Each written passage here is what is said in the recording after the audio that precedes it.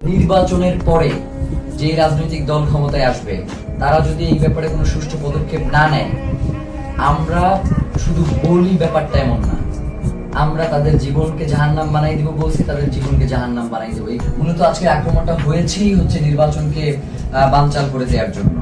সুতরাং এই নির্বাচন অবশ্যই হতে হবে এবং সেটা 12 তারিখেই হতে হবে, এবং যারা নির্বাচন বানচাল করতে চায় তাদেরকে আমাদের রুখে দিতে হবে। আমরা কোনোভাবেই এই নির্বাচনকে বানচাল করতে দিব না, কারণ বাংলাদেশের জন্য এই নির্বাচন অত্যন্ত গুরুত্বপূর্ণ। প্রিয় ভাইয়েরা, সেই সাথে আমরা আপনাদেরকে স্পষ্ট করে যে জিনিসটা জানাতে চাই সেটা হচ্ছে শহীদ ওসমান হাদির হত্যার যে তদন্ত সেটা জাতিসংঘের অধীনেই হতে হবে।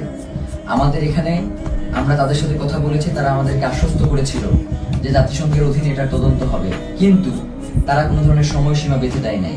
তারা ইতিপূর্বেও আমাদেরকে আশ্বস্ত করেছিল তারা ক্ষমতায় থাকা অবস্থাতেই শহীদ ওসমান হাদির হত্যার বিচার করবে, কিন্তু তারা সেই বিচার করতে পারে নাই।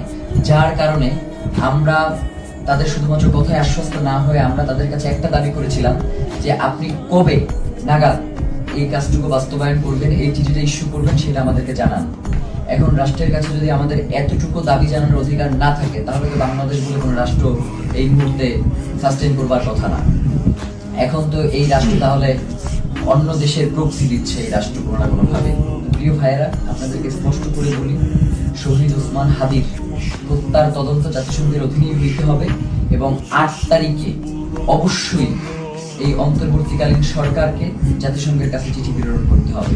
প্রিয় ভাইয়েরা, এক্ষেত্রে আমাদের কিছু দাবি রয়েছে। চিঠি শুধু প্রেরণ করলেই হবে না, চিঠির ভিতরে নিম্নলিখিত আমরা যে বিষয়গুলো বলবার চেষ্টা করছি সেগুলো অন্তর্ভুক্ত থাকতে হবে। প্রথমত, সরকারকে UNOHCR কে অনুরোধ করতে হবে যেন তারা শহীদ ওসমান হাদির হত্যাকাণ্ডে একটি স্বাধীন ও নিরপেক্ষ ইন্ডিপেন্ডেন্ট ফ্যাক্ট ফাইন্ডিং ইনভেস্টিগেশন পরিচালনা